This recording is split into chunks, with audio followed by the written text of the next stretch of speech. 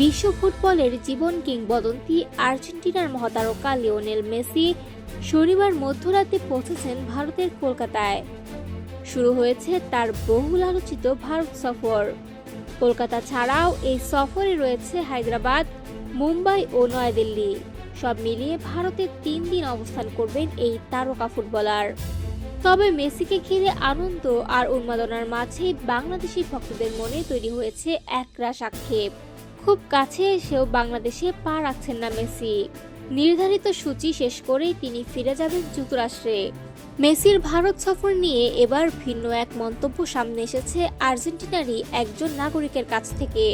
Lionel মেসির দেশের মানুষ লিয়াদ্রো গাল্লিচিও দাবি করেছেন, ভারতের চেয়ে বাংলাদেশেই মেসির প্রতি ভালোবাসা ও উন্মাদনা অনেক বেশি।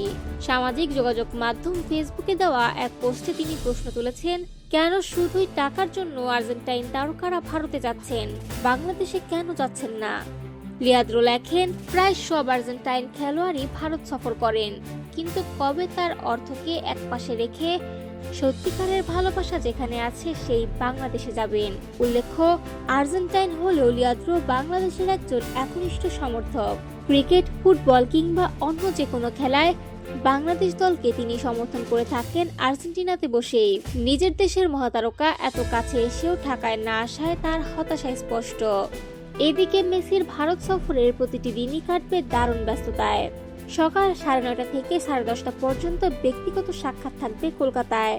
সেখানে থাকবেন আমন্ত্রিত অতিথি ও আয়োজকেরা। এরপর অনলাইনে যুক্ত হয়ে তিনি নিজের নামে তৈরি একটি ভাস্কর্যের উদ্বোধন করবেন।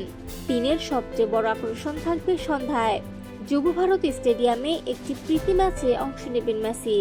একই ভেন্যুতে ভক্তদের সঙ্গে সরাসরি কথা বলার আয়োজনও থাকবে। এই পর্ব দিয়েই কলকাতার সূচি শেষ হবে।